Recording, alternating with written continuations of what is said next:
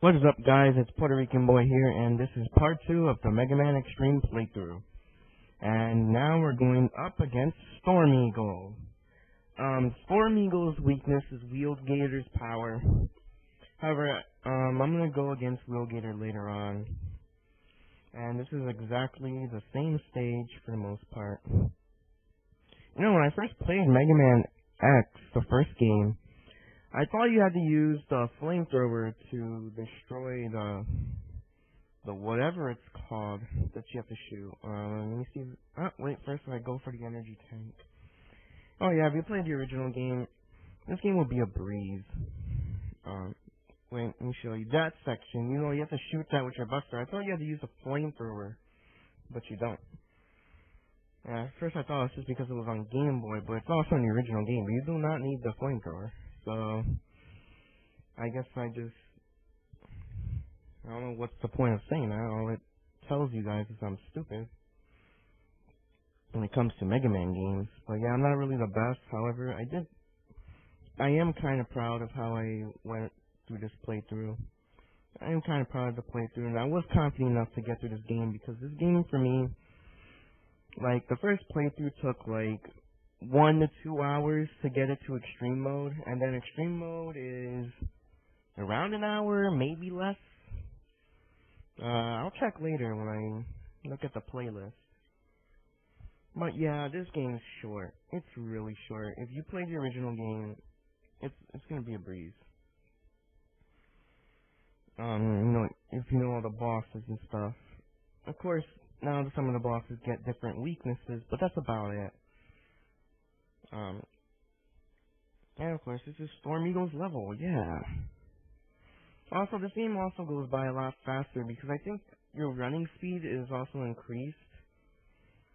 I don't know, it's just me, but the game does feel like you run a lot faster, or at least the levels are a lot more compact. And you get the head upgrade. And the head upgrade lets you do what Mario does naturally, which is hit blocks above you. I think it also lets you kick them as well. No, that's the other upgrade from Chill Penguin's level. Chill Penguin's level also lets us kick blocks. So not only can we dash up the wall, but our legs can also destroy blocks. Oh, notice there's no animation for the blocks. Shows you the nice little the technology of the Game Boy Color. I wonder if playing the original games will actually show up as color, or if it's going to be black and white. Maybe I should get an original Game Boy game to figure that out. Of course, we have Metal Spam. Oh yeah, and instead of dropping you, the little thing that grabs you will also blow up. Isn't that nice? Well, another thing with this game is that the camera's, I think it's a bit more focused on Mega Man because there's like a certain section, like later on in the final castle, they skip the whole animation with the ship blowing up. Wow. Wait, what was I saying? Oh, okay. So in the final castle, there's like a section where I can't see where I'm supposed to go, and by pure instinct, I just jump forward, and what do you know? It's actually where I'm supposed to. Oh shit! I almost did a Johnny there. Don't worry, I don't think I have any more trouble. I don't die from this boss. Anyways, yeah, by pure instinct, I just jump forward. Once again, that's to come. I don't know why I'm getting ahead of myself. This is Storm Eagle. All he does is try to push you off. And since I'm using an emulator, I almost fell off. If I was playing on the original Game Boy, I probably would have done a lot better. I played the game originally on PSP. And it was pretty easy. I didn't play Maverick Hunter X, but I played the original game. I had the emulator.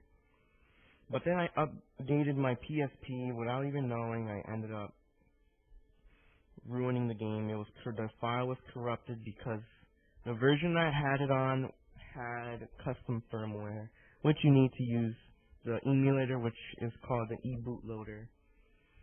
So I can't play the game on PSP. Even if I could, there's no way I would be able to record it because I have no idea how to record a PSP. I mean, actually, I do know, but I don't know how to make the PSP on TV. Because I have the Slim. And I'm just rambling. So, we got through Storm Eagle, but we have time for just one more. Flame Stag. Alright. Flame Stag stage has one of the two bosses, the two new bosses, Zane and Gimel.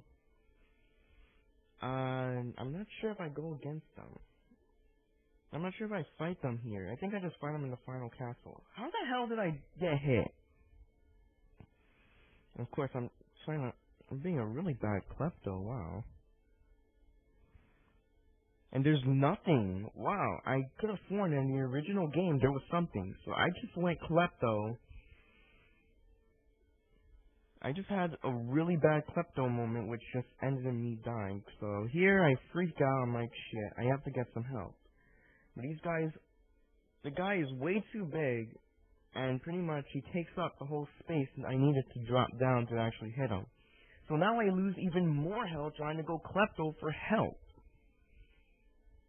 Of course, it's just my lucky day because they're not even dropping health, they're dropping energy.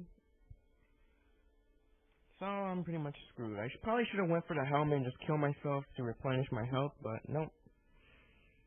Come on. Yep, and then I get the heart. Do I escape? Yeah. Oh, here's another thing. The volcano won't actually erupt. It won't actually go out of the lava, out of the rocks. The lava will just stay. If you take the top path, it'll take you to Zane. But I don't want to do that because I'm kind of on low health. So instead, I'm going to take the body upgrade, which halves damage. And this is probably one of the most useful things, and you're going to definitely need it for the final castle. And yeah. Look at that. Well, at least X has his breathing animation. But they couldn't program the individual parts sprite. They couldn't design that sprite for when you get the parts. You have to get all the parts for the sprite. That's nice. And this section, yeah, the little cans or whatever that's called that the enemies like to jump on, it won't go off with the flames. But the enemies will shoot at you, so that's something. But I think that was also in the original game, so there's nothing new about that. And here's Flame Stag, and having the jump dash, so I can dash off the wall, is actually a big help. And I decided to buster him because I'm on low health. If I would just take the helmet when I was running away from the lava and just kill myself, I would pretty much replenish my health and I would still have the same amount of lives.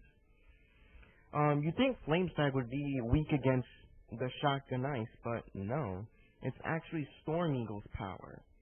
I have no idea why. Well, actually, that makes sense because fire does melt ice. Like, if it was water, then it would be a different story, but it's not. And I just failed there.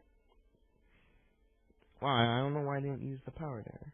So yeah, Flame Stag's easy. I am not sure if he's easier using Storm Eagle's power or harder, but compared to the original, but he's about the same. For the most part, he's the same boss from the original game. I think so. He still does the uppercut attack. I'm not sure what's different. I haven't played X2 in a while. And yeah, look at that body upgrade really helped because I didn't die. See, I only took half damage and I'm at half health. Wow, isn't that convenient? I think I just went a bit nuts though. So what's it called? Speed burner, S burner. Yep, instead of the flamethrower, we get the S burner or speed burner. Which I'll probably go back to Chill Penguin's level for it. I don't think I filmed that though. And that's the end of the part. See you guys later.